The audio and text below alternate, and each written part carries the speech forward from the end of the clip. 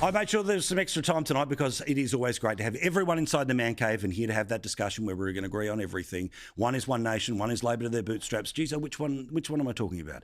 Leader Scott, James Ashby, welcome to the man cave as always. So today, the Department of Social Security has done something amazing, which is to say there's too many people that are on the dole who could and should be working.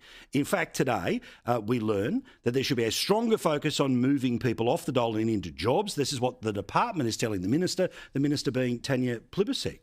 James, has hell frozen over? Is there a pig flying somewhere? What's going on when the bureaucrats are telling Labor, you've got to get people back to work? This is the biggest problem, but it's not just a Labor issue. This has been building for the last decade. Absolutely. We knew under the coalition those numbers were skyrocketing. They did nothing. I think mainly because they feared what Labor would ultimately say and it would have been used against them at the election. But someone's got to do something because the safety net is not going to hold up. It can only support so many people before it collapses, and then it ruins it for everyone. There should be no excuse. We've got around 660,000 people on unemployment benefits. Fair enough, that safety net's there. But when you've got 50% of them now who've been on it for over 2 years, it's unacceptable. You can't continue calling it Jobseeker when people refuse to go and get a job. 100%. Can we put the quote graphic up on the screen? Because I want to read this here, right? The Department of Social Security said the share of Jobseeker recipients on the payment for more than 2 years has gone from 35% in 2010. 14 years later, 53%. Now, there's a whole bunch of things that involve disability. We're respectful to all of that. But the idea that there has been a 20% surge, that's on top of what already was a third of all workers. Linda, your thoughts? Well, look, surprise, surprise, One Nation does want to destroy the social safety net of Australia. That's what James is saying here tonight. So, that is not surprising for a single human being on planet Earth. Under Labor, there are fewer people on Jobseeker than they were when Labor came into government. And I will agree with James on one tiny point, and that is under the coalition government, the numbers in their last 2 terms did really skyrocket. They did go down a little bit in COVID, but they skyrocketed. It is good for public servants to give free and fair advice to ministers, and that's, I think, what they've done in this incoming brief. But what have we got to do? Labor's got to do all the work they've been doing to get wages up, to fix the economy left broken by COVID and the coalition, and they're working on that. The best thing we can do to get people back to work is to make sure that wages are rising, that they're fair. We are offering and under so many things. Governments throughout the nation that have had policies of all tiny people. Or no bang on about TAFE courses. There has never been so much support for people out there who are on unemployment benefits, particularly long-term unemployed.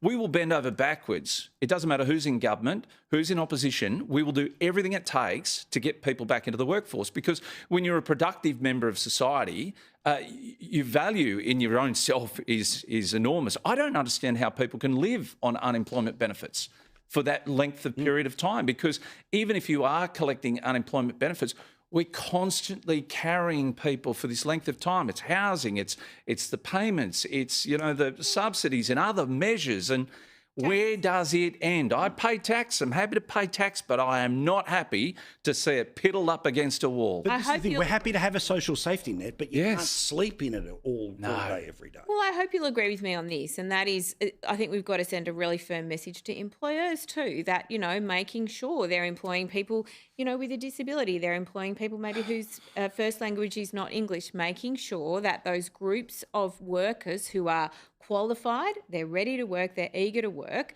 but they're clusters of groups of Australians who are often not in employment. Are you suggesting there's a large number of foreigners who come to this country and end up on unemployment services? I or don't benefits? know, but there are. Well, that's what you're suggesting. Who were born here, who still don't have English as a first language, James. They live around here. This is what I love. Yeah.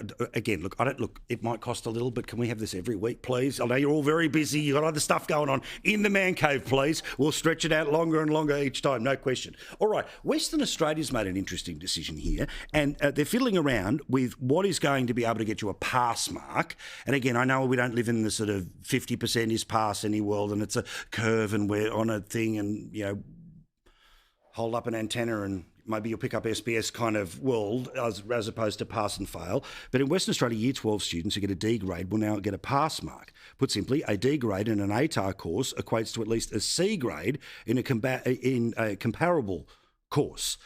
Why are we lowering the bar yet again? Look, I quite like this because I actually think it's increasing the bar. I mean, what it's doing is sending a really clear Lower message marks is to increasing. students. I love you, but what? No, that what? they should choose the harder course. You know, Oh, okay. that they should choose the harder maths, that they should choose the harder English, they should choose the harder Well, science. so they fail even further. So that they learn more, James. So that It's we're not lifting about the bar that. of what they learn. I just think that's a really Why would you- wonderful thing hang on, to hang on. do. Why- Why would you Labor- dumb what- it down to get Well, you are dumbing people down by more or less saying, we're going to give you a certificate for failing. Correct. You wouldn't lower safety standards as Labor. Why would you lower education standards in this country? Asking I don't understand it. D still gets you to uni. Yeah, it's insane. And you know the other problem we face with here, when you consider what happens, they come out of high school, then they want to go into university on these lower grades. We're paying for it as taxpayers because we foot the bill until they can pay it back, their HECS debts. How are they supposed to pay it back if they're not even capable of passing successfully high school, and then you want them to go on to university? It just doesn't make sense. You're setting these people up for failure. Year 12 maths score. I did very well, But thankfully, yeah. Here's what I want to say. I think it's important that we raise the expectations of our students, and I think encouraging them with system marks that encourage them to do harder courses is actually a really You're not going to win me fantastic- over on this. But what about, I mean, this is, look, you are talking to a person who has freely admitted his entire life, right? Whatever the mark was out of 100, the TER last century, right? 42. All right, 42. Some of the bricks on this set will be smarter than me. But a sometimes. story of hope, like so successful. Correct. You No, know, about that. gone No, on to do absolutely. great But, things. Yeah. but my issue is that the way that university works is that obviously, right, you should not have to be this rich to ride, but you also shouldn't be this dumb to enter. To me, there's got to be the middle place where I'll say, fine, I want a system where if you are smart enough, nothing will hold you back from getting a tertiary education that hopefully is linked a little more towards vocation, gives you the relative skills. However, if we're turning it into year 13, 14, 15 of school with very broad tertiary wanderings around as opposed to focused studies, then all you're doing is creating a debt for yourself.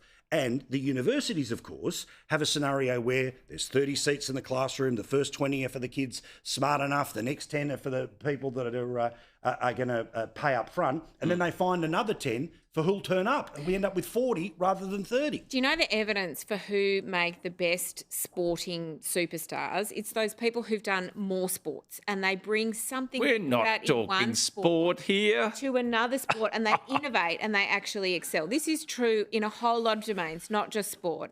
And so really, I hear what you're saying, but actually it is those people that bring together incredible multidisciplinary skills that actually come up with incredible innovations But okay. and science experiments that are successful to drive Australia's But economy. can we meet- This is the kind of thing we should be encouraging, is more people choosing harder subjects, challenging themselves and learning. So, okay, in the spirit of compromise, all right, can't we get to a place where the generic arts degree is not a 3-year process, it's a 1-year process? Can't we have scenarios where, okay, if you want to broaden your horizons by learning about, Foucault and all the rest of it, all of this business he tries to remember from way back That was when, good. gets into a little bit of gender studies, gets into a bit of, panopticons, all of that business in criminology. That's a 1-year thing. It's a taster to get you somewhere else, as opposed to the cost of going 3 years. James, I see you shake your head and say, son, get out there and get a real job. Well, the problem is university is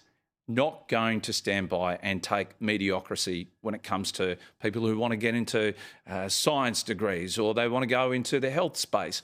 I don't want somebody who's got a D treating me in a hospital, and that's what you're suggesting. We'll at least take those people on Ds into a medical course, and I'm sorry, I can't buy what you're selling. I don't think one number at the end of year 12 defines your life. No, I do that's true. heartily believe that. But at least people we should be can have saying to people, good years and bad try your years. hardest.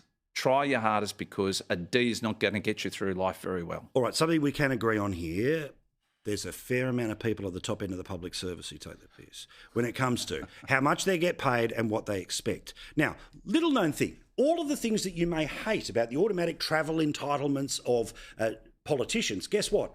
The upper echelon of the public service, exactly the same system. There literally is a competition between the politician and the upper echelon of the public service for who's going to catch the 4 o'clock flight business class out of Canberra on a Thursday when Parliament is sitting, right?